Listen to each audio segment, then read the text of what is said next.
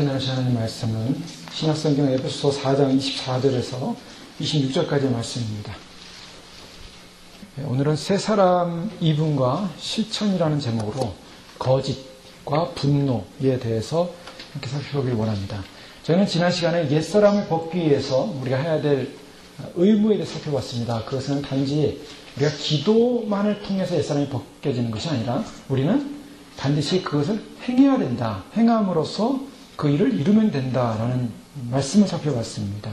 그래서 우리가 무능력한 존재입니다.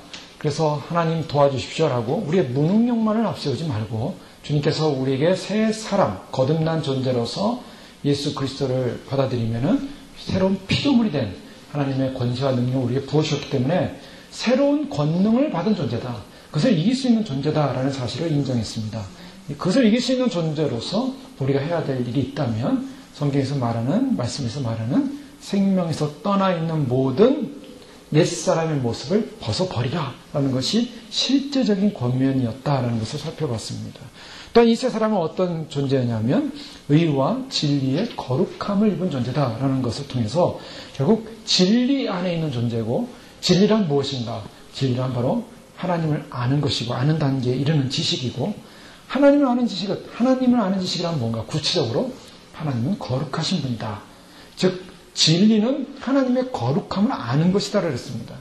하나님은 거룩하신 분이기 때문에 우리의 죄를 보고 넘어갈 수 없었고, 하나님의 거룩한 공의가 바로 예수 그리스도 아들을 십자가에 못 박혀 죽게 하는 그런 아들을 희생시키는 하나님의 사랑적 행위, 바로 그것이 하나님의 거룩함의 증거였고, 십자가는 하나님의 거룩함을 증거하는 것이다 라는 것을 살펴봤습니다. 따라서 진리 안에 있다라고 하는 우리는 어떤 삶을 살아야 되는가? 바로 하나님의 거룩하심처럼 우리도 거룩한 자로서의 삶을 살아야 된다는 것을 살펴봤습니다.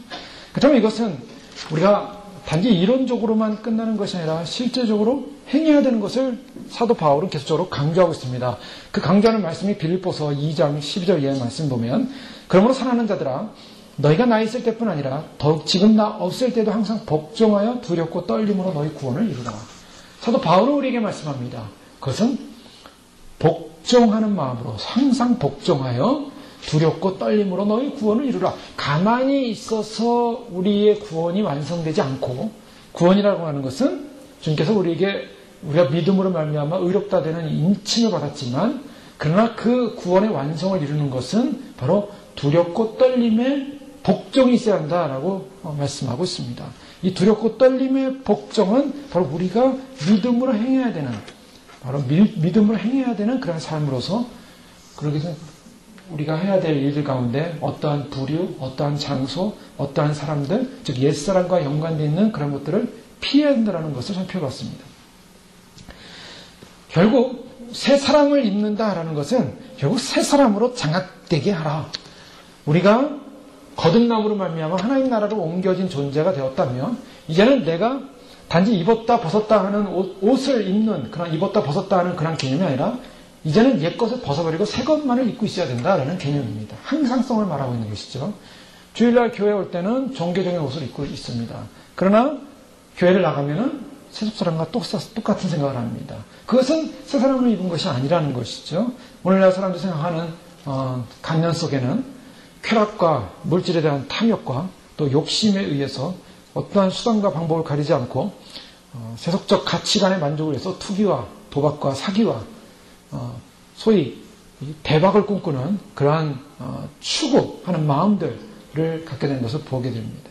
자, 그렇게 우리가 세속적 가치관에 묶여서 종교적인 옷을 단지 주일날만 입고 밖에 나와서 그렇게 살지 말고, 우리의 옷이 새 사람으로 옷을 입었다면 그것은 우리의 가치관과 생각 자체가 이제는 완전히 변화된 자의 모습으로서 항상적인 삶을 살아야 된다는 것을 강조하고 있는 것입니다.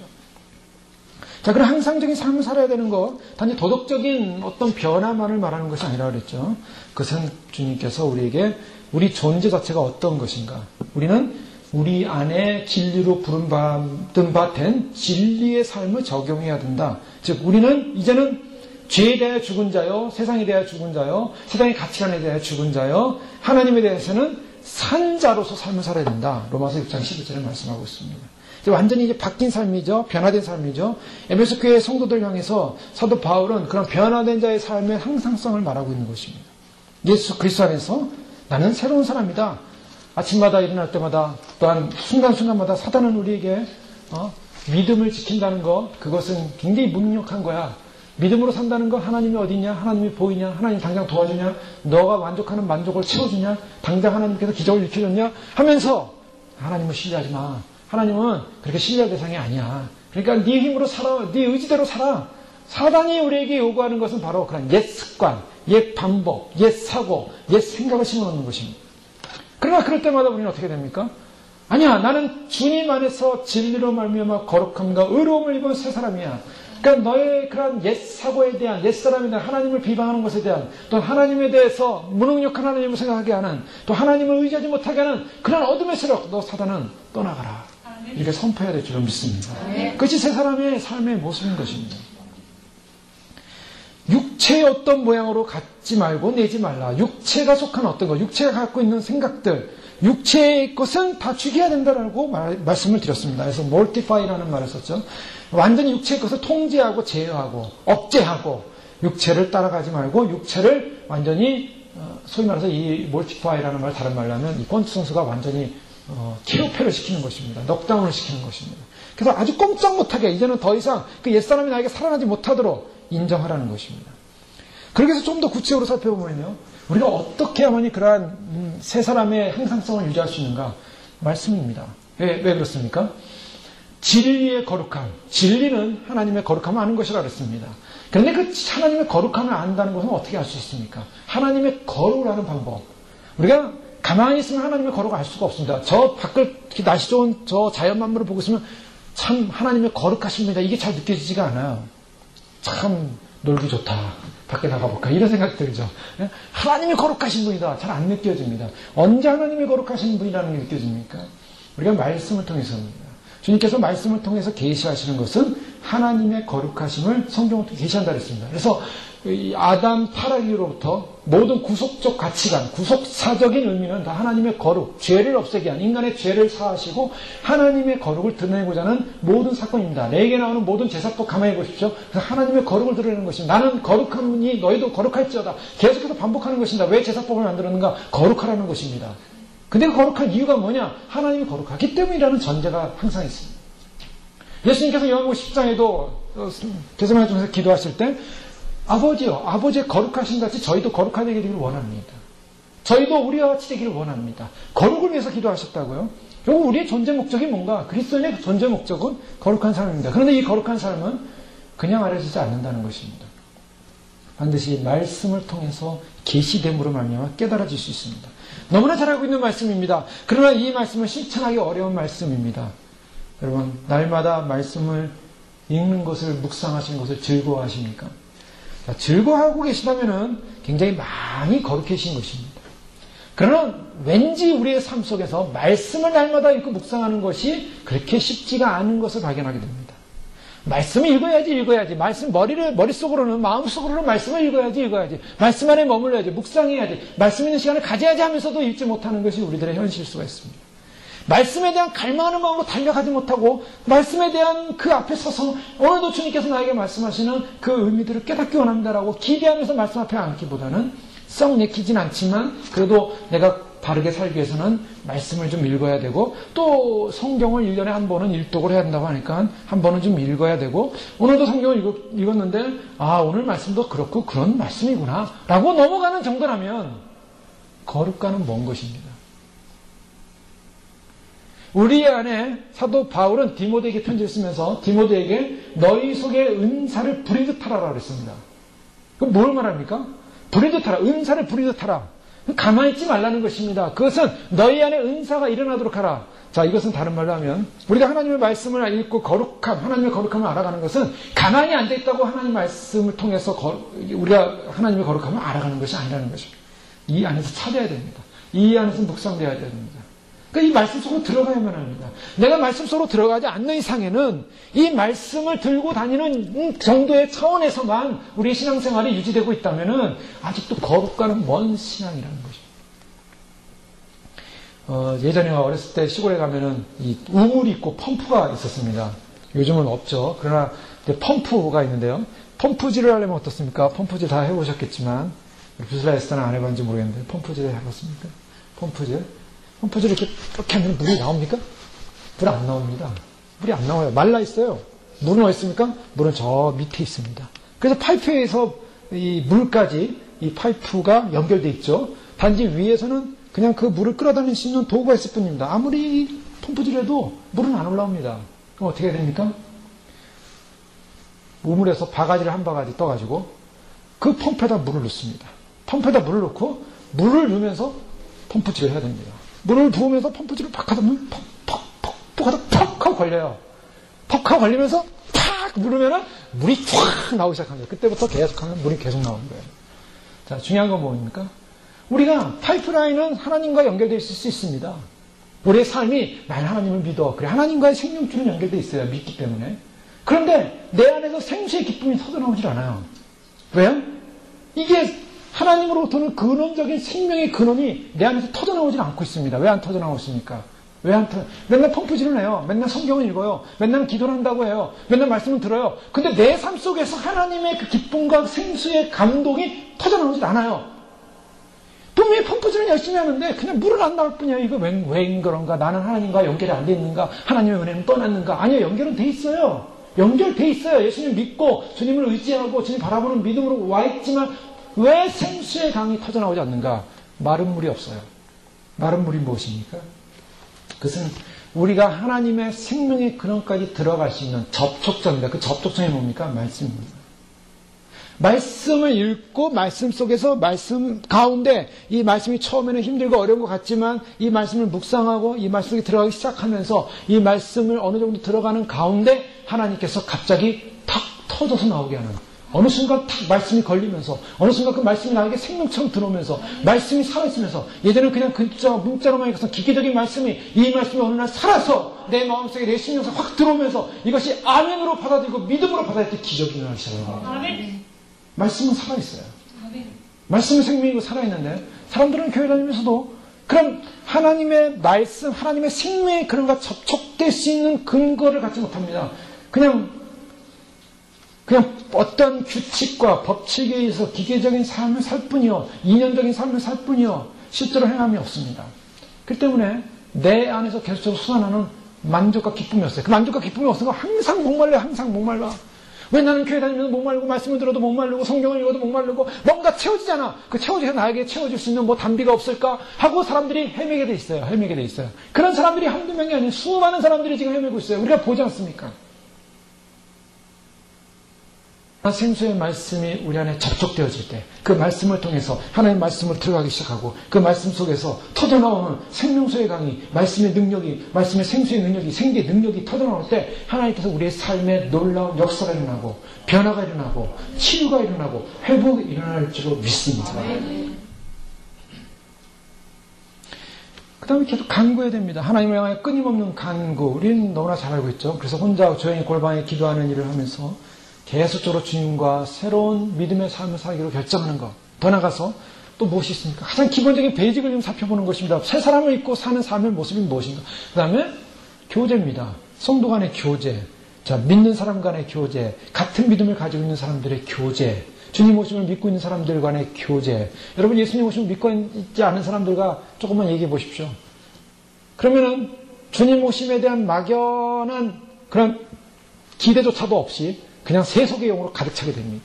그래서 그들이 염려하는 세상적 물질, 그들이 염려하는 세속적 가치관, 그들이 염려하는 뭔가 추구하는 그런 기대, 세속적 기대, 땅의 것에 대한 어펙션, 땅의 것을 갖다 갖고 싶어하는 그 땅의 것에 대한 그런 갈망, 그런 정욕적 욕망, 그거로 가득 확 사로잡히게 됩니다. 나도 그걸 해야 되지 않을까? 나도 그렇게 살아야 되지 않을까? 나도 열심히 해서 세상 강을 치워야 되지 않을까? 주님 오심을 믿고 사모하고 주님 안에 있는 사람들과의 교제 속에 뭘 합니까? 철을 날카롭게 합니다. 즉 믿는 사람은 믿는 사람끼리 참으로 믿음의 교제를 통해서 어떤 역사가 일어나냐면 계속적으로 우리의 신앙이 날카로워지는 것입니다. 그래서 믿음을 가진 같은 믿음의 사람들끼리 모여야 되는 거예요. 마지막 그렇지 않으면 영이 흩어져 버립니다. 히브리서 10장 25절에 모이기를 펴하는 어떤 사람들의 습관과 같이 말고, 여기서 어떤 사람들이 누굽니까? 방황하는 사람들입니다. 의심하는 사람들입니다. 의심하여 방황하고 있는 사람들처럼 모이기를 펴하는 사람이 되지 마라. 의심이 들어오는 사람들은 모이지 않습니다. 의심이 들어오는 사람들은 습관처럼 도망갑니다. 그것이 바로 이 어떤 사람들의 습관이죠. 근데 모이기를 펴하는 어떤 사람들의 습관처럼 하지 말고 오직 권하여 그 날이 가까움을 볼수록 더욱 그리하자. 모이라는 것입니다. 더욱 하나됨을 말하고 있습니다. 물론 저희가 공간과 시공간이 가까워서 매일같이 만나면 좋겠죠. 그런데 각자 이제 거리상으로 멀지 않습니까? 그래서 저희가 모였을 때라도 충분한 교제를 갖고, 모였을 때라도 충분한 이야기를 나누고, 또 뭐 충분한 시간 접근이 안 되면은 또 서로 평일날 서로 그냥 믿음의 격려를 하고 기도를 해주고, 어쨌든 모든 채널을 동원해서 서로 같은 믿음을 가진 사람끼리 그 같은 믿음의 격려와 믿음의 그러한 위로와 믿음의 소망을 나눠야 될 줄 믿습니다. 또한 목적을 잊지 말라는 것입니다. 데살로니가전서 5장 5절에서 6절까지 말씀을 보면 우리가 누구인가를 늘 확인하는 거죠. 우리가 누구인가? 그것은 너희는 다 빛의 아들이다. 낮의 아들이라 우리가 밤이나 어둠에 속하지 아니하나니 그러므로 우리는 다른 이들과 같이 자지 말고 오직 깨어 근신할지어다. 예. 사도 바울은 주님을 영광 중에 맞이할 대사를 교회 성도들에게, 그들에게 위로와 소망이 무엇이었냐면 바로 주님 오시는 날 공중으로 끌어올림을 당하는 데살로니가전서 4장 마지막에 나오지 않습니까? 그럼 서로 끌어올려 공중에서 주를 영접하게 하시니 그러므로 여러 말로 서로 위로하라 하고 데살로니가전서 5장에 그 다음에 하는 말은 빛의 아들이다. 빛의 아들이 어떤 사람들입니까? 즉 우리는 어떤 존재인가? 주님 오심에 대한 영광스러운 복음의 소망을 갖고 있는 사람들입니다. 이 사람들이 빛의 사람들입니다. 이 세상은 지금 어둠이에요. 빛인 진리의 기준이 어딨냐면 예전에는 예수님을 믿냐 안 믿냐로 진리냐 비진리냐 또 어둠이냐 빛이냐로 갈렸죠. 근데 이제는 주님 오시기 임박할수록 어떻습니까? 이제는 예수님을 믿는다는 그 자체가 빛이 너무 약해요. 그 빛을 가지고는 어둠을 비춰서 어둠을 뚫고 나갈 수가 없어요. 이제는 어떤 빛이 나냐면 주님이 오시고 주님의 영광 가운데 심판해 주러 오신다는 그 영광스러운 복음을 믿는 사람들에게 빛이 강하게 나타나는 줄 믿으시기 바랍니다. 그것이 진정한 빛이. 그래서 이제는 그 빛이 예수님을 단지 믿는 사람에게까지 비춰서 그들로 하여금 깨어나도록, 그들로 하여금 일어나도록, 그들로 하여금 인식하도록, 그들 안에 있는 어둠을 내어쫓고, 그들 안에 세속적 가치관을 내어쫓고, 그들 안에 묶여있는 모든 세상적 욕망을 떼어버리고 오직 주님을 사모함으로 갈망으로 나아갈 수 있는, 빛을 쏠 수 있는, 빛을 나타낼 수 있는, 빛을 반사할 수 있는 빛의 자녀다. 에베소 5장 8절에는 너희가 전에는 어둠이더니 이제는 주 안에서 빛이라. 빛의 자녀들처럼 행하라. 로마서 13장 11절 성 어거스틴이라는 분이, 어거스틴 사람이 바로 이 말씀 때문에 깨어났다 그러지 않습니까? 또한 너희가 이 시기를 알거니와 자다가 깰 때가 벌써 되었으니 이는 이제 우리의 구원이 처음 믿을 때보다 가까웠습니다. 밤이 깊고 낮이 가까웠으니 그러므로 우리가 어둠의 일을 벗고 빛의 갑옷을 입자. 빛의 갑옷을 입자. 그러면서 그 다음에 모든 죄악에 대해서 다 벗어버릴 것을 사도 바울은 말하고 있는데요. 그 말씀을 그가 듣는 가운데 깨어났습니다. 어둠을 벗고 빛의 갑옷을 입자. 우리가 누구냐는 것입니다. 어떤 사람이 빛의 사람이냐? 그날의 가까움을 보는 사람. 성경을 말하고 있어요. 누가 빛의 사람들이냐? 너희가 처음 믿을 때보다 가까웠습니다. 구원이 가까웠습니다. 구원이 가깝다는 것은 종말론적인 개념을 갖고 있죠. 예수 그리스도의 구원, 즉 예수님의 오심으로 말미암아 이루실 구원이 가까움을 보는 사람이 빛의 갑옷을 입는 사람이라는 것입니다. 그날이 가까움을 보는 사람, 믿음의 사람, 그래서 그 복음 안에서 합당한 삶을 사는 사람. 베드로전서 2장 11절 이하의 말씀을 사랑하는 자다 나그네와 행 같은 너희를 권하노니 영혼을 거스려 싸우는 육체의 정욕을 제어하라.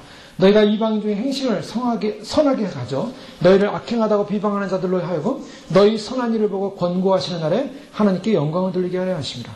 자, 권고하시는 날, 너희 선한 일을 보고 권고하시는 날, 주님께서 드디어 그 선한 일을 갚아주시는 날, 위로하시는 날, 하나님께 영광을 돌리게 하는 날, 바로 그와 같은 믿음의 삶을 사는 사람들은 어떤 사람은 육체의 정욕을 제어하고 영혼을 거스르는 어떤 것과도 싸우며 우리의 삶이 무슨 삶이냐? 나그네와 같은 삶이다. 그것이 우리의 존재성이라는 것입니다.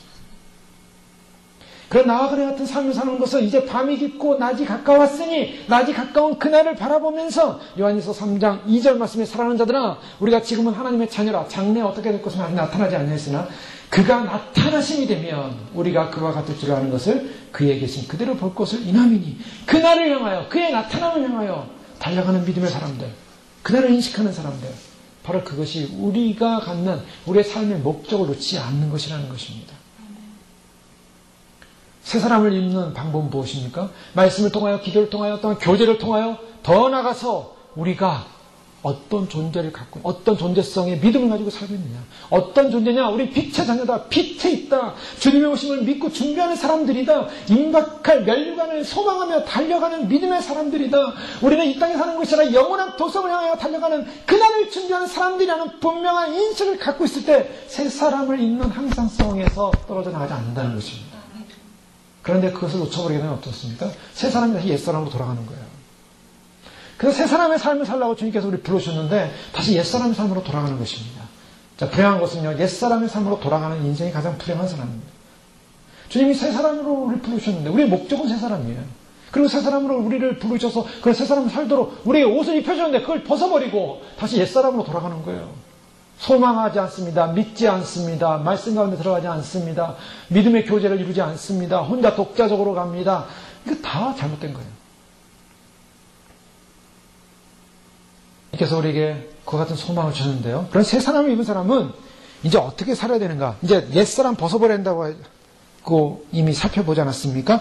사도 바울은요. 교리를 가장 중요한 교리를 얘기한 다음에 그 다음에 오늘 말씀 이하로는 구체적인 적용을 말하고 있습니다. 그 구체적인 적용을 통해서 우리가 새 사람을 입은 사람으로서의 삶의 모습을 사도 바울은 강조하는데요. 25절 말씀에 그런즉 이라고 말하고 있습니다. 새 사람을 입으라. 자, 새 사람을 입었습니다. 그런즉 어떻게 적용합니까? 거짓을 버리고 거짓을 버리라 라는 말씀을 하고 있습니다. 새 사람을 입은 사람이 첫 번째로 그가 변화되어야 되고 그가 갖춰야 될 그런 옛사람의 모습을 바꾸고 새로운 사람으로서의 가치성을 갖는 것 중에 첫 번째가 거짓을 버려야 된다라는 것입니다. 이 거짓이라고 하는 것은 여러 가지 의미를 포함한다고 볼 수가 있습니다. 그것은 일단은 언어 생활이라고 할 수가 있습니다. 네, 언어에 있어서의 거짓을 버리라. 그러나 이것은 언어만이 아니라 거짓된 모든 것을 말하고 있습니다. 말을 하지 않아도 거짓일 수가 있습니다. 잘못인 줄 알면서도 인정하는 것 거짓일 수 있습니다. 말은 하지 않아요. 그러나 행위 자체가 거짓을 말하고 있어요. 거짓을 버리라. 바로 이것이 옛사람의 가장 결정적인 모습입니다. 왜 그렇습니까? 왜 사도 바울은 지금 거짓을 버리는 것을 제일 첫 번째로 두었습니까? 그것은 인간의 옛사람의 본질 속에는 거짓이기 때문입니다. 거짓에 의해서 속았고 거짓에 의해서 속임을 당하고 있고 거짓에 의해서 이끌림을 당하고 있습니다. 그 옛사람의 특징은 뭐냐? 거짓됨이라고 우리가 1차적으로 말할 수가 있습니다. 이 거짓됨은 왜 버려야 되는가? 그것은 진리와의 상관관계를 이루고 있기 때문입니다. 새 사람은 어떤 사람이었습니까? 이스라엘의 진리의 거룩함이었습니다. 근데 진리가 아닌 것이 뭡니까? 그게 거짓이에요. 그러니까 진짜가 아니면 거짓이에요. 참 아니면 거짓입니다. 진짜가 아니면 거짓이에요. 그러니까 진리의 거룩함을 잊지 않은 것은 거짓이기 때문입니다. 그러니까 우리가 진정으로 진리 안에 머물기 위해서는 반드시 거짓이 없어져야 됩니다. 그것이 진리이기 때문입니다. 우리 안에 진리를 입었는데 내가 진리를 가졌다고 했는데 참을 가졌다고 했는데 우리 안에 거짓이 있어요. 그러면 그 거짓으로 해서 나는 참이 아닌 거예요. 내가 진정한 진리 안에 있다면 내 안에 거짓이 없어야 한다는 것이 사도 바울의 논리입니다. 세상의 유혹과 욕심과 부패와 세상의 모든 가치성 속에서 인간을 타락시키는 모든 가치성의 근거는 뭐냐? 거짓이었습니다. 자, 사도 바울은 디모데전서 2장 4절에 하나님은 모든 사람이 구원을 받으며 진리를 아는 데 이르기를 원하시느니라. 자, 구원과 무엇 연관이 있습니까? 구원을 받으며 진리를 아는데. 자, 주님께서 우리를 부르신 목적은 새 사람인데 새 사람은 진리의 거룩함입니다. 그래서 사도 바울은 지금 거짓을 버리라. 왜 그런가? 하나님은 거룩하신 분이라고 그랬죠. 즉 거룩하신 그 하나님의 공의적 속성 안에는 그 거룩하심 안에는 거짓이 없다는 것입니다. 그 거룩 안에는 거짓이 없어요. 흠이 없어요. 그래서 디도도 디도서 1장 초반부에 1장 1절에서 2절의 말씀에 보면 사도 바울은 디도에게 편지하면서 이렇게 말합니다. 하나님의 종이요 예수 그리스도의 사도인 바울 곧 나의 사도된 것은 하나님의 택하신 자들의 믿음과 경건함에 속한 진리의 지식과 영생의 소망을 인함이라. 이 영생은 거짓이 없으신 하나님이 영원 때부터 전부터 약속하신 것인데, 여기서 사도 바울은 하나님을 어떻게 표현하고 있냐면, 하나님은 어떤 존재로 인정하고 있냐면 거짓이 없으시다. 자, 거짓이 없으신 하나님, 그분은 회전하는 그림자도 없다. 회전하는 그림자도 없다. 그림자가 없다라는 것은 어두운 부분이 없다는 것입니다. 거짓된 부분이 없다는 것입니다. 하나님은 빛이시고 거짓이 없으시고, 그래서 그 거짓 없으신 하나님과 더불어서 우리는 화평을 이루는 자로 부름받았다고 요한시대에 말하고 있습니다. 교제 계약입니다. 하나님과 교제하는 화평과의 관계, 사귐과의 관계, 그를 안다면서 그의 계명을 지키지 아니하면 거짓말하는 자라 그랬습니다. 하나님과 우리와의 관계는 무엇과 연관이 있냐면 거짓말하지 않는 진실과 연관이 있어요. 하나님과의 화목 속에는, 하나님과 교제를 누림 속에는 하나님의 진실하심 속에 연합되어지고 그 진실함의 교제가 일어나는 것입니다. 즉, 그래서 새 사람이 됐다는 것은 우리 안에 진리가 있고 진실함이 있어야 한다는 것이지, 우리가 새 사람을 입었다고 말하면서도 우리 안에 거짓이 있다면 새 사람을 아직 입지 않았다는 것입니다. 많은 사람들이 교회를 다니면서도 아직까지 거짓에 묶여 있다면 그 사람은 아직까지 새 사람을 입은 사람이 아닌 것입니다. 하나님께서 우리에게 요청하시는 것이 뭡니까? 다윗은 그걸 알았어요. 다윗은요, 신약까지 오래 알았지만 그런 하나님의 속성을 알고 있었고, 시편 51편 6절에 보면 중심의 진실함을 주께서 원하시오니 내 속의 지혜를 알게 하시리이다. 하나님께서 인간들에게 원하시는 것이 있다는 것은 중심의 진실함이라고 다윗은 고백하고 있어요. 그가 아무리 꾸미고 아무리 하나님께 변명한다 할때도 주님은 중심을 보고 계십니다. 그래서 중심에서 진실하기 원하는 거예요. 거짓되지 않게 원하네요. 중심의 진실함을 원한다. 다윗은 그 진실함을 가지고 나갔습니다. 정직함과 진실을 그 마음속에 담길 원하시는 하나님. 요한복음 8장에 보면 예수님께서 이제 유대인들과 여러 가지 얘기를 하는데, 특별히 하나님에 대해서 예수님께서 이렇게 하나님과 예수님과의 관계를 이해하고 있었습니다. 그러면서 그들에 대해서 요한복음 8장 44절 이하의 말씀을 보면 예수님 이렇게 말씀하십니다. 너희는 너희 아비 마귀에게서 났으니 너희 아비의 욕심을 너희도 행하고자 하느니라. 저는 처음부터 살인한 자요 진리가 그 속에 없으므로 진리에 서지 못하고 거짓을 말할 때마다 제 것으로 말하나니 이는 저가 거짓말장이요 거짓의 아비가 되었습니다. 여기서 무슨 말씀하고 있냐면, 내가 진리를 말함으로 너희가 나를 믿지 아니하노라. 예수님께서 진리와 무엇을 비교하고 있습니까? 거짓을 비교하고 있습니다. 자, 이 거짓은 누구에게부터 소속돼서 나왔다고 그랬습니까? 마귀에게 소속돼서 나왔다고 그랬습니다. 그래서 마귀의 자식이다. 마귀에게서 났다. 너희 아비가 누구냐? 마귀라고 그랬습니다. 유대인들에게 있어서, 율법주의자들에게 있어서 예수 그리스도를 따르지 않는 그들에게 예수님께서는 너희의 부모가 누구냐? 마귀라는 것입니다. 근데 그 마귀는 어떤 존재냐? 진리가 속에 없으므로, 진리가 없으므로 그 안에 거짓이 있었다. 거짓으로 존재. 거짓말장이요 거짓의 아비라. 우리 그리스도인들이 거짓의 악한 모든 성격적 요소를 갖고 있는 이상 우리는 진리 안에 있지 못하는 것입니다. 그 사도 바울은 이걸 굉장히 엄하게 말하고 있는 거예요. 새 사람을 입었다. 진리의 새 사람을 입은 존재라고 우리가 인정하고 그것을 믿음으로 받아들인다면 너희 안에 있는 거짓을 뽑아버리라. 거짓을 갖고 있는 이상 이 심각해집니다. 여러분, 우리가 많은 죄에 대해서는 회개합니다. 많은 죄는 회개해야 돼요. 뭐 여러 가지 우리가 개인적으로 지은 죄들이 있겠죠. 그런 많은 죄를 회개하지만 성경에 특별히 살인한 자, 간음한 자, 뭐 이런 자들 막 그 천국 못 들어간다 그러잖아요. 그 거룩한 성에 못 들어간다 그러잖아요. 그런데 거기서 꼭 빠지지 않는 사람이 있어요. 어떤 사람? 거짓말하는 사람, 거짓을 지어내는 사람.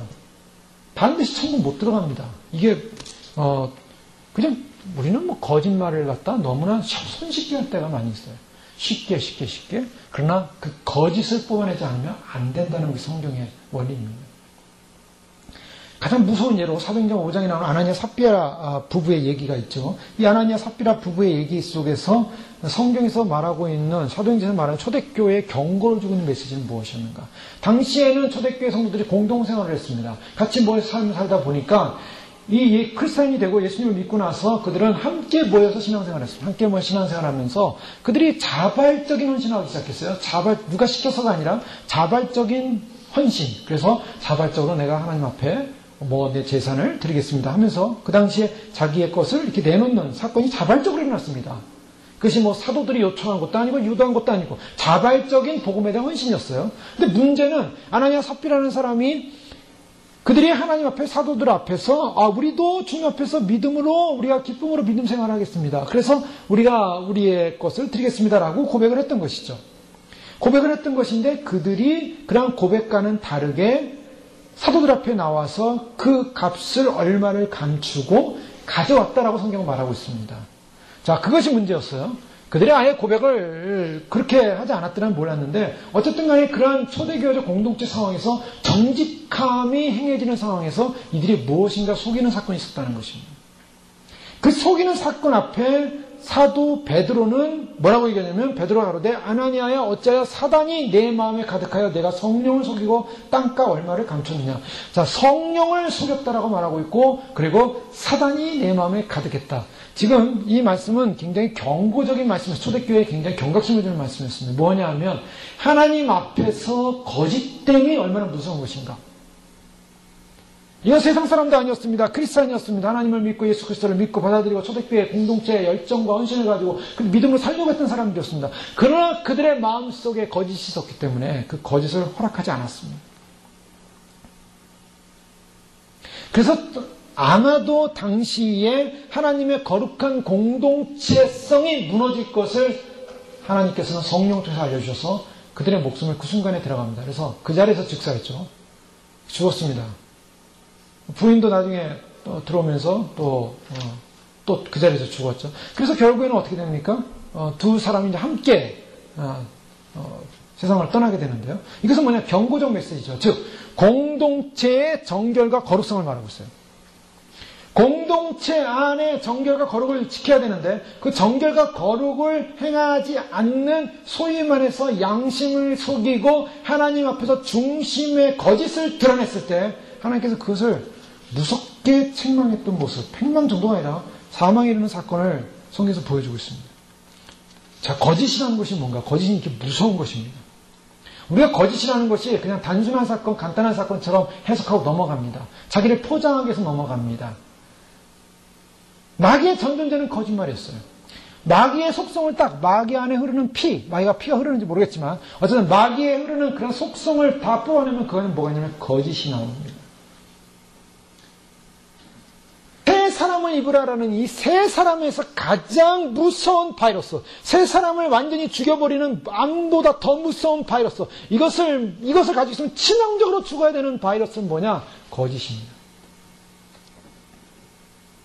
이 거짓에 대해서 사도 바울은 어떤 사람들이 그러한 거짓을 행함으로 말미암아 그 거짓말의 결과로 말미암아 행해지는 사건들을 경고하면서 거짓에서 벗어나라. 왜 그런가? 인간은 사실은요 거짓말에 속았어요.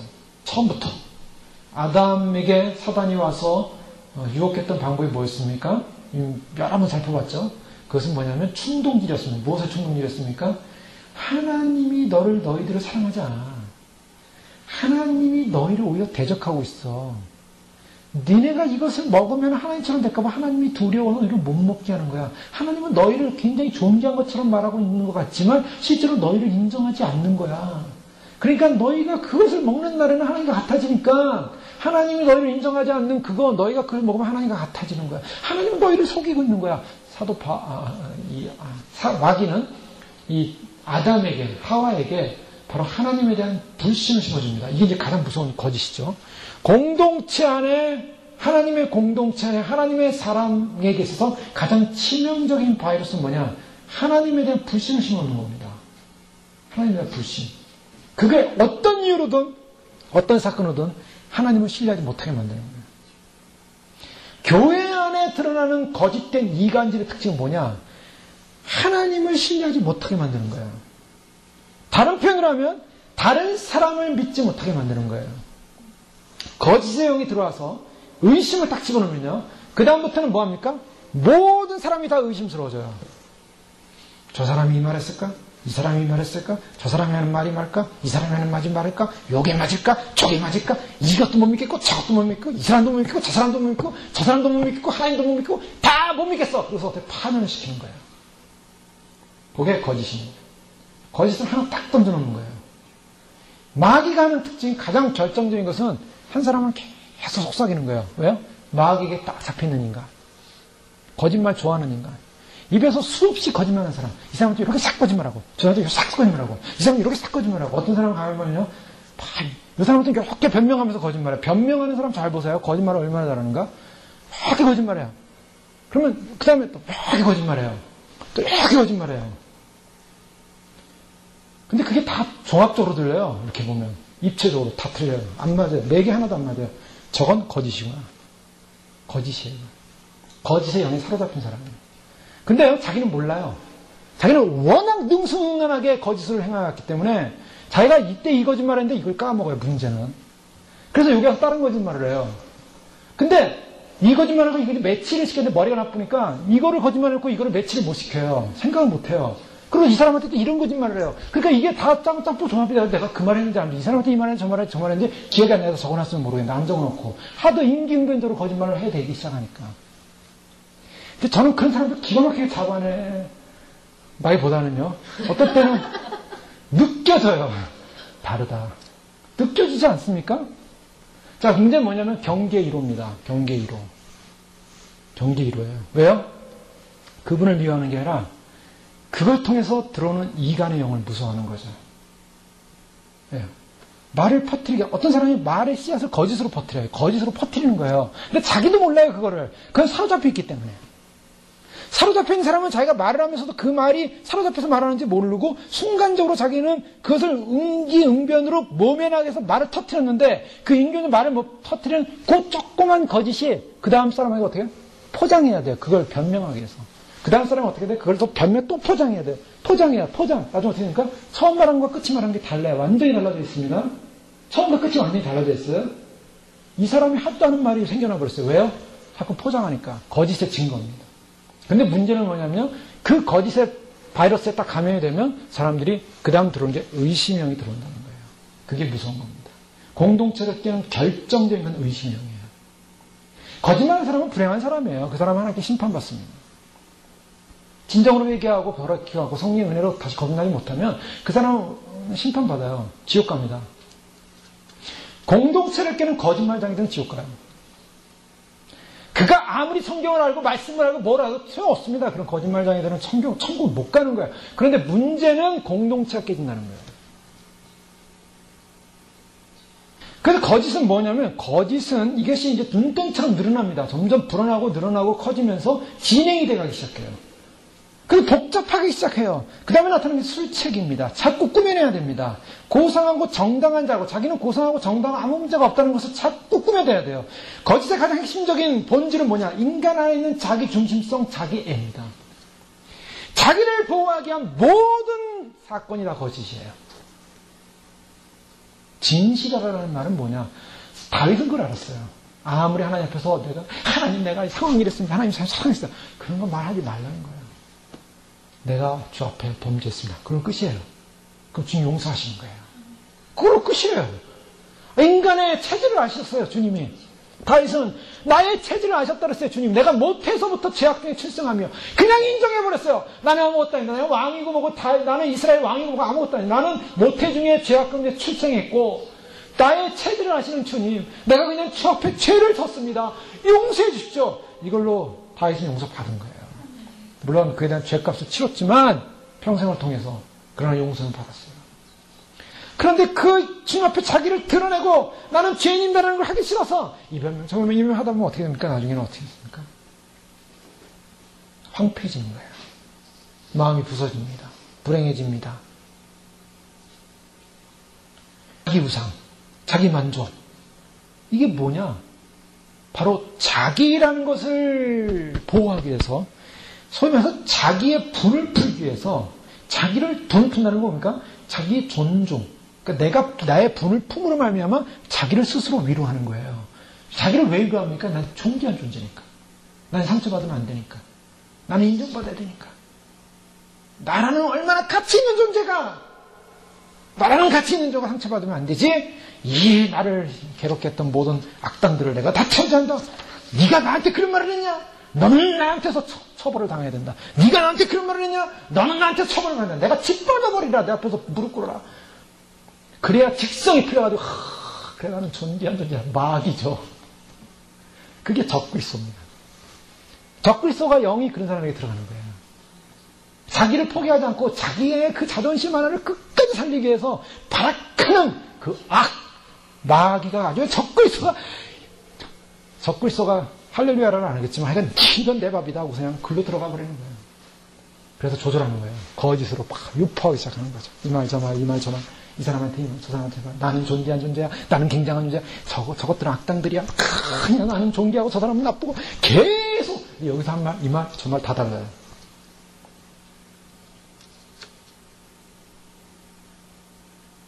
악의 바이러스가 들어오는 것을 교회는 조심해야 됩니다. 조심해야 돼요.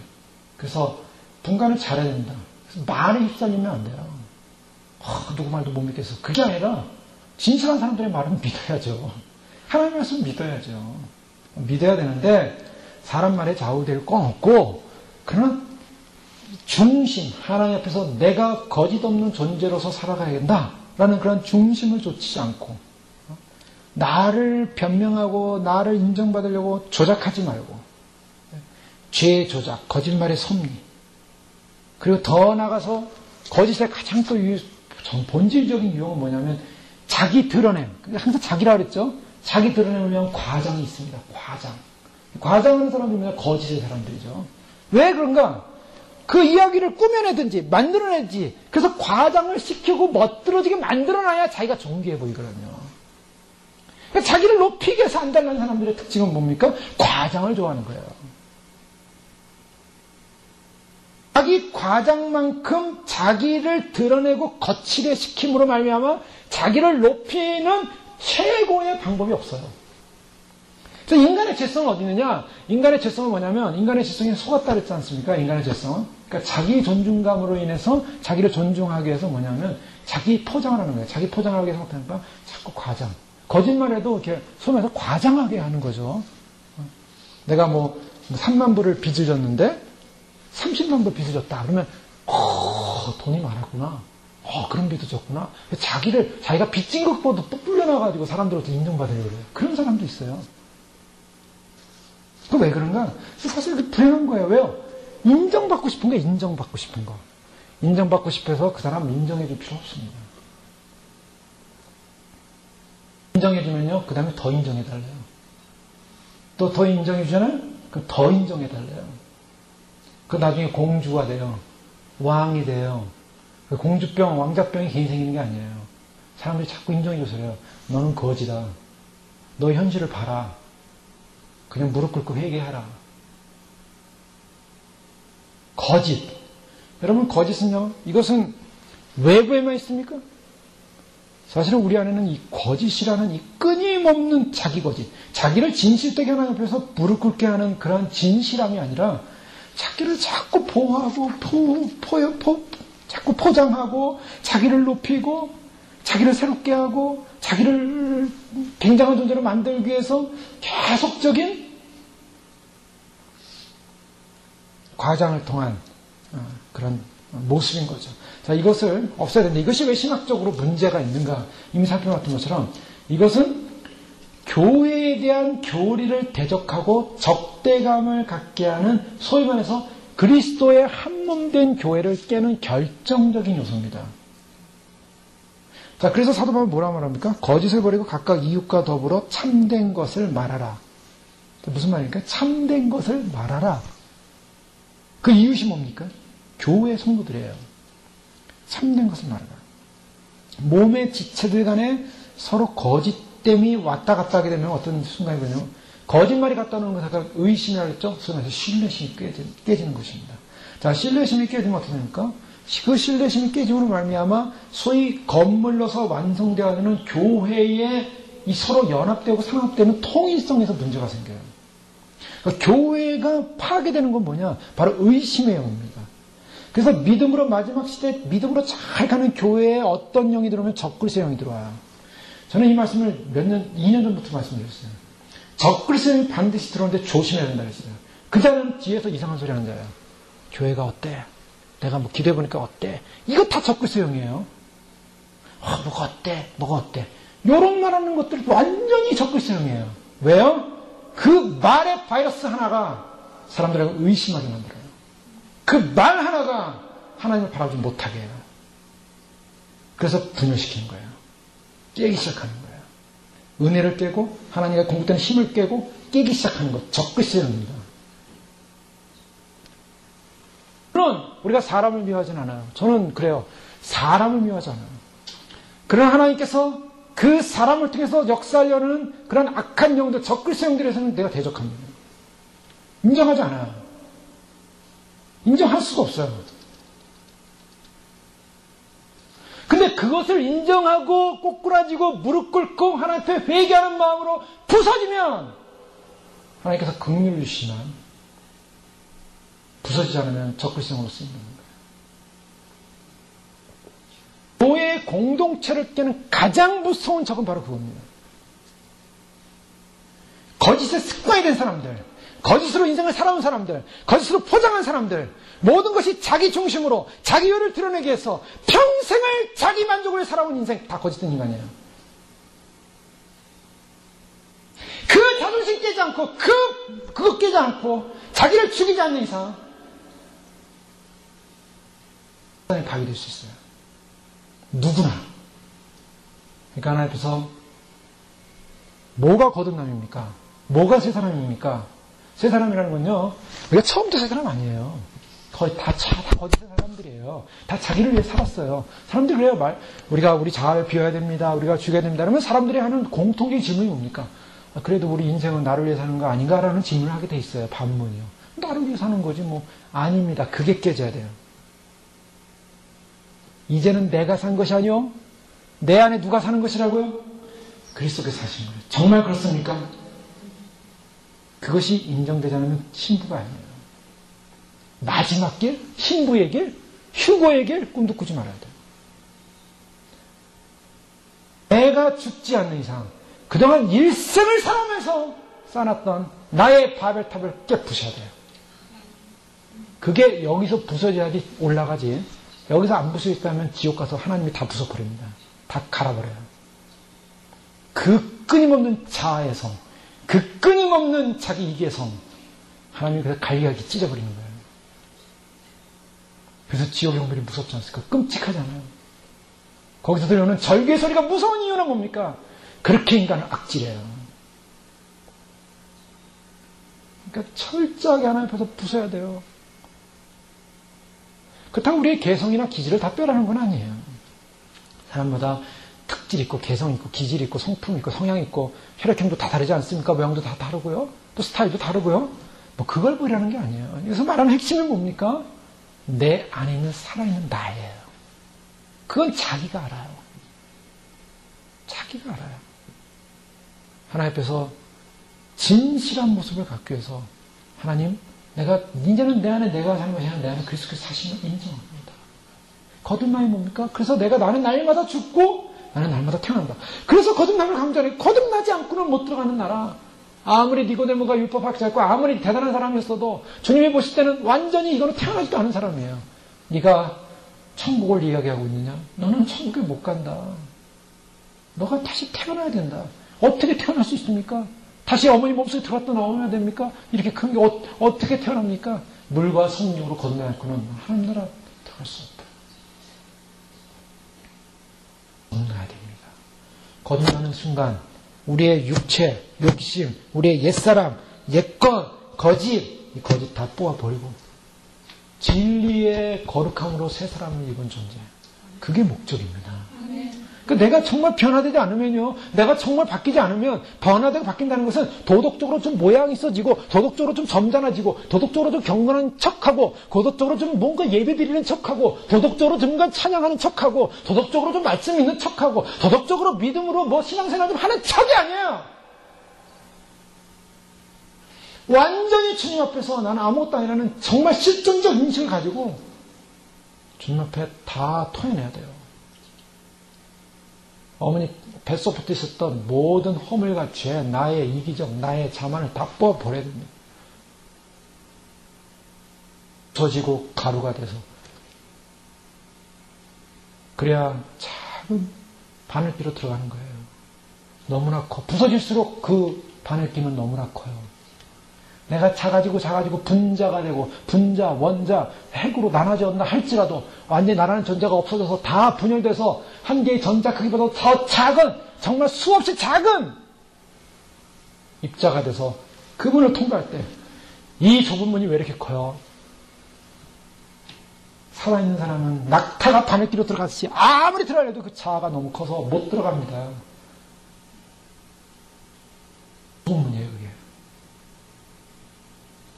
스가랴 8장에 보면 나 여호와가 말하노라 내가 시온에 돌아왔음즉 예루살렘 가운데 거하리니 예루살렘은 진리의 성읍이라 일컫겠고 만군의 여호와의 사는 성산이라 일컫게 되리라. 자, 예루살렘은 진리의 성읍이라 말하고 일컫는다 그랬습니다. 16절 말씀 보니까 너희가 행할 일은 이러하니라 너희는 각기 이웃으로도 진실을 말하며 너희 성문에서 진실하고 화평한 재판을 베풀고 심중에 서로 해하기를 도모하지 말며 거짓 맹세를 좋아하지 말라.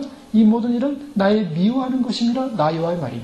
자, 예루살렘 성이 어떤 성이냐? 예루살렘 성은 하나님이 정말 아내로 사는 성이에요. 하나님께서 정말 택한 성이에요. 이 예루살렘은 새 예루살렘 성의 예표입니다. 하나님께서 선택한 백성을 도심에 놓고 그래서 하나님의 말씀과 율법을 주어서 제사를 주어서 하나님의 거룩한 교제가 일어나는 살아있는 구약의 하나님의 공동체의 산실이었습니다. 이것은 진리의 성이라고 일컫는다. 진리의 성이라. 여기서는 진실을 말해야 되고 너희 성문에서 진실하고 화평한 재판을 베풀어라. 내가 미워하는 것은 거짓 맹세를 하는 것이고 거짓이고 사람에게 해하고 해하는 걸 도모하는 것이다. 진실, 교회 공동체를 세우는 가장 중요한 핵심입니다. 내가 사는 가장 중요한 핵심, 내가 새로운 존재로서의 가치성이라는 새로운 존재됨의 가치성은 진실합니다. 그 진실은 어떻습니까? 하나님의 거룩하신 앞에 내가 부서지는 거예요. 나의 언어가 바뀌는 것입니다. 나를 포장하지 않는 것입니다. 나를 드러내지 않는 것입니다. 그게 진실함입니다. 나를 만족시키기 위한 모든 상황과 조건들을 그렇게 만들어가고 유도해가는 그 모든 것이 다 거짓입니다. 누구를 위해서?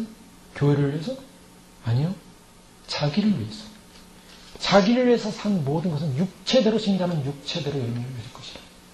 자기를 위해 사는 모든 행위들, 자기를 위한 모든 말들, 자기를 변명하는 수많은 것들은 다 거짓이에요. 오늘 고백들 가운데 어떤 고백이 있어야겠습니까? 나는 저 세리보다 낫습니다. 이 고백입니까? 나는 저 사람보다 의롭습니다. 아닙니다.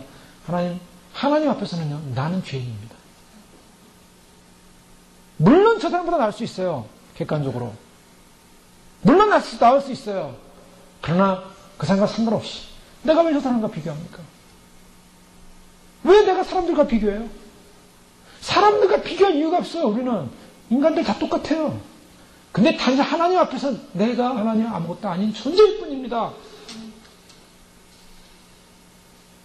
하나님 앞에서 나를 보면요, 내가 얼마나 거짓된 존재인가를 발견합니다.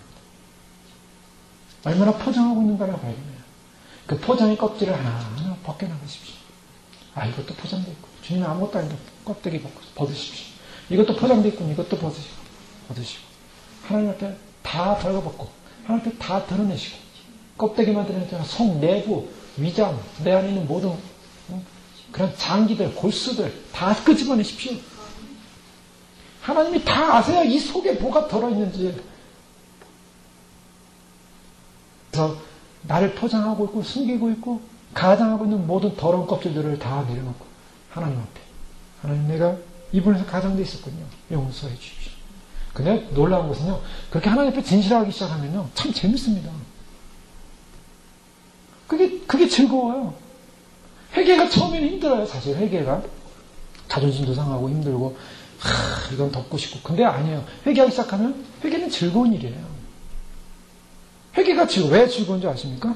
회개가 일어나면 그 다음에 따라오는 부수적 결과가 뭡니까? 자유함입니다. 하나님 앞에 자유한 거예요. 회개한 사람일수록 자유한 거예요. 당당한 겁니다. 담대한 것입니다. 얼마나 좋아요. 포장할 것도 없고 난 하나님께 다 고백했는데. 그러니까 하나님 앞에서 자유함을 누리고 하나님 앞에 자유함을 누리되 우리가 하나님 앞에서 가야 할 길이 먼다라는 존재라는 것을 인식하면서 날마다 두렵고 떨리면 너희 구원을 이루라. 이게 세 사람의 모습이에요. 지금 내 모습이 주 앞에 거룩해지고 내 모습이 거짓이 없어지고 내 모습이 진실되기도 바쁜 세상에 지금 살고 있어요.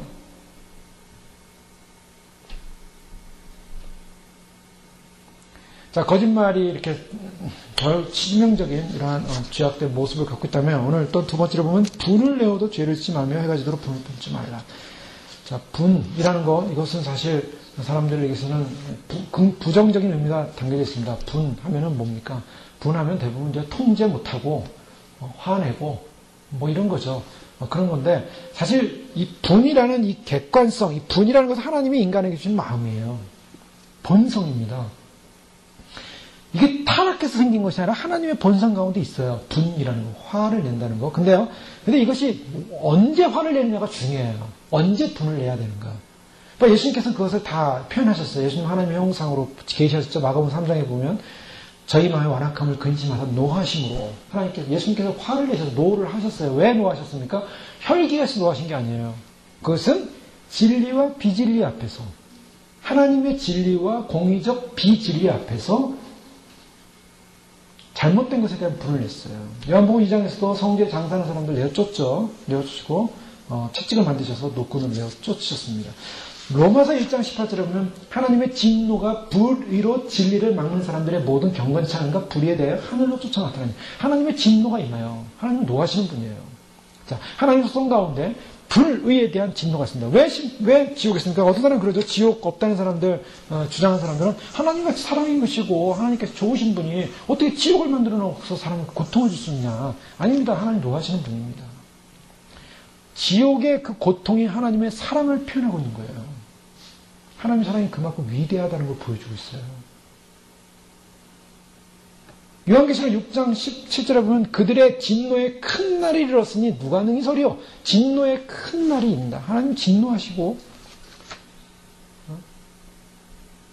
고린도서 7장의 사도 바울도요. 10절 이하에 보면 하나님의 뜻대로 하는 근심은 후회할 것이 없는 구원에 이르게 하는 회개를 이루는 것이요 세상 근심은 사망을 이루는 것이냐. 보라 하나님의 뜻대로 하게 하는 이 근심이 너희를 얼마나 간절하게 하며 얼마나 변명하게 하며 얼마나 분하게 하며 얼마나 두렵게 하며 얼마나 사모하게 하며 얼마나 열심 있게 하며 얼마나 벌하게 하였는가. 너희가 저 일에 대하여 일저 너희 자신의 깨끗함을 나타냅니다. 얼마나 분하게 했는가.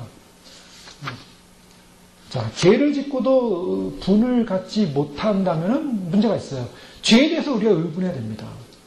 문제는 뭐냐면 에베소 4장 19절 그 위쪽의 말씀에 보면요.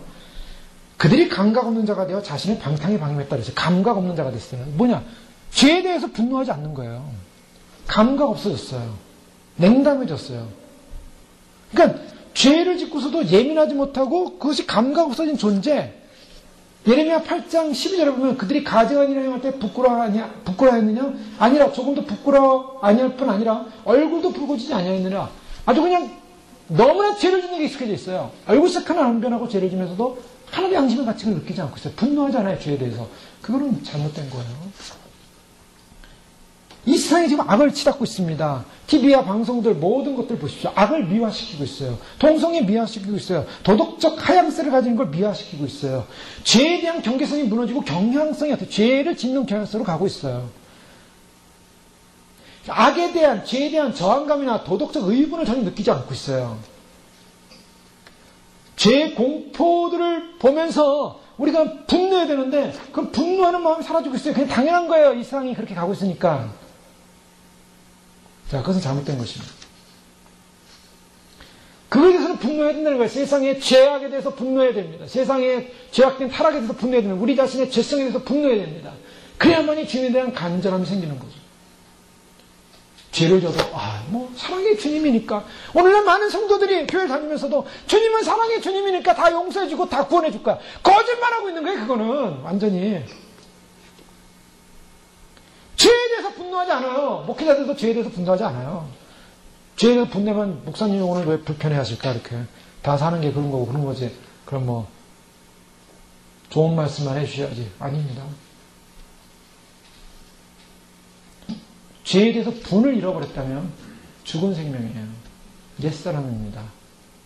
그렇죠? 그 사람은 크리스찬이 아니에요. 새 사람이 아니에요. 근데 중요한 것은요. 여기서 지금 사도 바울이 말하는 분은 그런 분을 말하는 게 아니에요.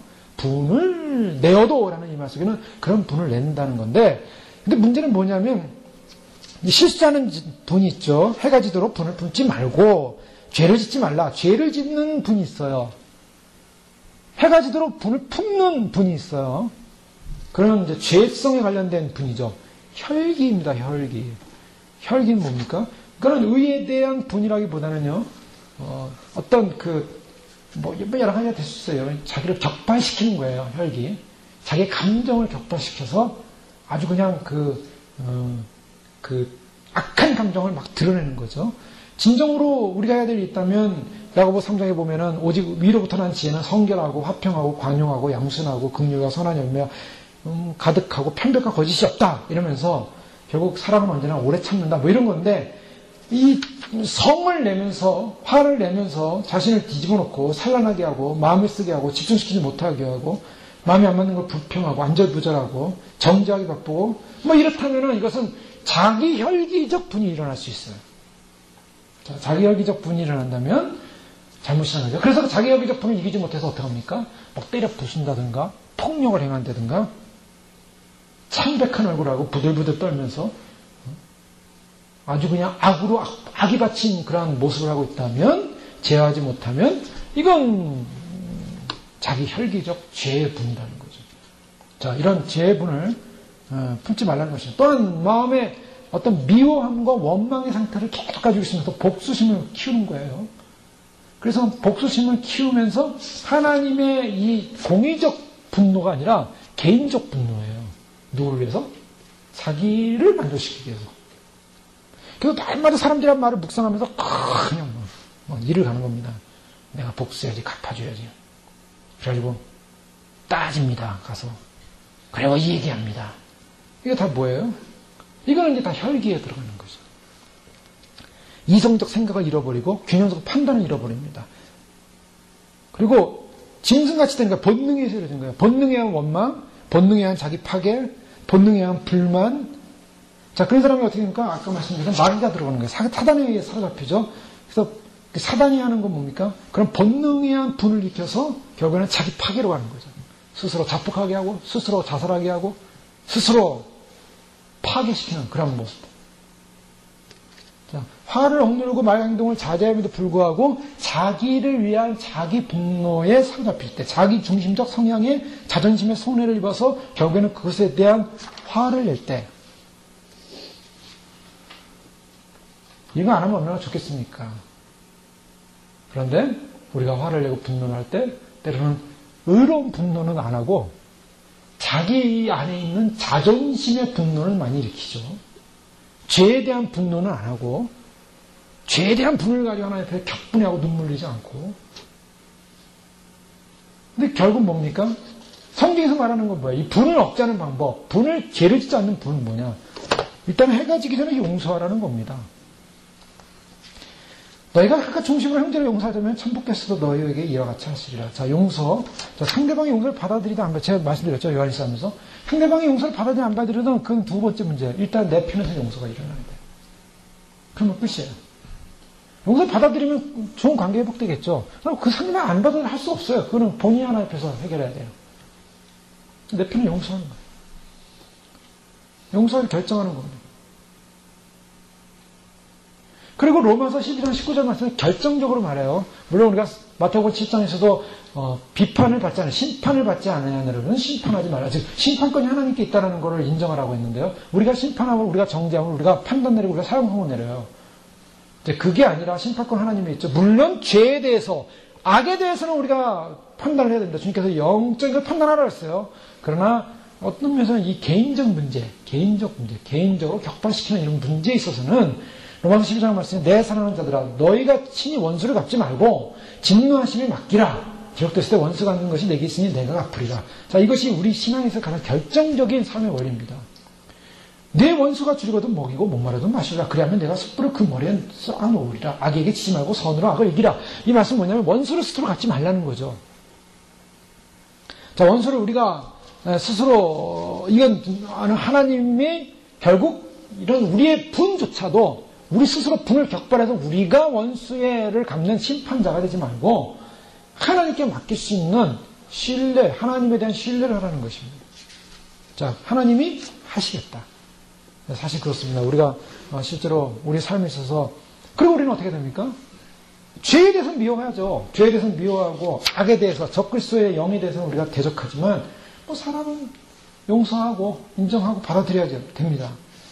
그리고 중요한 것은 그러나 그 죄를 계속 짓고 있는 사람에 대해서 또 우리를 격동시키는 사람에 대해서 우리 스스로가 격발해서 죄를 짓지 말고 하나님께 위탁하라. 참으라는 겁니다. 힘들죠. 그러나 주님 아시지요? 하고 주님께 맡기는 거예요. 그러면 주님이 알아서 하십니다. 자, 이것은요 그냥 무책임한 대답 같지 않습니다. 무책임한 대답 말처럼 보일 수 있어요. 그냥 당장 내가 뿌리를 뽑아야지. 아닙니다. 주님께 맡기면 돼요. 주님이 움직이십니다. 저는 그런 걸 너무 많이 경험을 했어요. 정말 뭐 사역을 하면서 여러 가지 사례들이 있었지 않겠습니까? 그러나 지난번부터 잠깐 한 사례 말씀드렸지만 그 주님께 맡기고 가는 거예요. 맡기고 위탁하면 주님 알아서 하십시오 하면 주님이 알아서 하시더라고요. 이게 좋게 알아서 하셔서 이렇게 좋으면 좋겠는데 대부분 이 영적으로 깨어있지 못한 사람들은 대부분 깨어나지 못해요. 그럼 하나님께서 깨닫는 방법을 여러 가지로 주십니다. 자, 우리가 주님 보실 때 어떤 존재로 살아야 되는가? 오늘 새 사람을 입으라 라는 이 말씀 속에 가장 결정적인 거짓을 버리라 그랬습니다. 우리가 갖는 여러 가지 거짓된 모습들 있다면 주님 앞에서 내가 나 자신을 위해서 사는 모든 포장된 옛사람의 모습, 나의 혈기, 욕망, 정욕, 나의 욕심, 나의 자아, 그걸 생기는 수많은 거짓들, 나를 포장하고 나를 과장시키고 나를 드러내게 한 거칠의 거짓들, 또 수많은 이 하나님과의 공동체와 교제를 깨려고 하는 수많은 거짓의 형들, 거짓의 바이러스들, 그런 것들에 대해서 우리가 인정하지 말고 참된 말씀, 진리, 어떤 존재로 나를 부르신 존재적 가치가 뭐냐? 새 사람 입으라 그랬잖아요.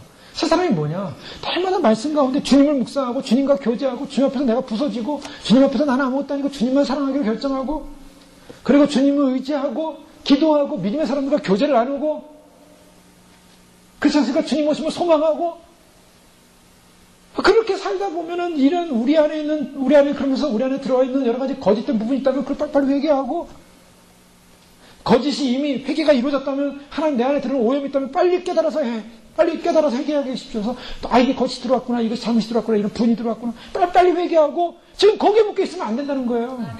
그게 목적이 아니에요. 우리 인생이 왜 그런 데 묶여 있어요? 그거 빨리 버려야 돼요. 오직 새 사람이더라. 주님이 주신 영광이 얼마나 큰데요. 얼마나 누려할 기쁨이 큰데요. 아직까지도 그냥 마른 물 없이 펌프질만 하고 있으면 어떻게 물은 안 나오고요. 우리 인생이 그냥 물은 안 나오고 계속 펌프질만 하고 있으면 힘만 들잖아요. 물은 못 마르고. 여기에 우리의 관심과 생각과 마음과 중심을 주님께로 확 쏟아 부어서 주님 앞에서 말씀을 가지고 묵상하고 말씀을 들으면서 묵상하고 복음을 전하면서 묵상하고 주님을 사랑하는 사람들께 교제하면서 기뻐하면서 즐거워하면서 감사하면서 교회 공동체를 세워나가면서 주의 영광을 드러낼 때 하나님이 주시는 기쁨의 만족의 생명의 그냥 놀라운 생수의 강이 쏟아져 나올 줄로 믿습니다. 그 기쁨의 감동으로 우리의 삶이 승리하게 될 줄로 믿습니다. 우리 안에 있는 여러 가지 장애들도 있습니다. 삶의 문제도 어려움도 있습니다. 그러나 그것을 보지 말고 주님께서 이루실 영광스러운 나를 하면서 달려나갈 때 그것도 다 해결돼서 나갈 줄로 믿습니다. 주님 그런 믿음을 우리에게 요구하신 줄 믿습니다. 끝까지 승리하시는 저 여러분 예수 이름으로 축원합니다. 기도하겠습니다. 이 시간 기도할 때 그렇습니다. 우리 안에 완벽한 자 없고 아직 완성되지 않았습니다. 그래서 두렵고 떨림으로 구원을 이루라고 주님 말씀하신 줄 믿습니다.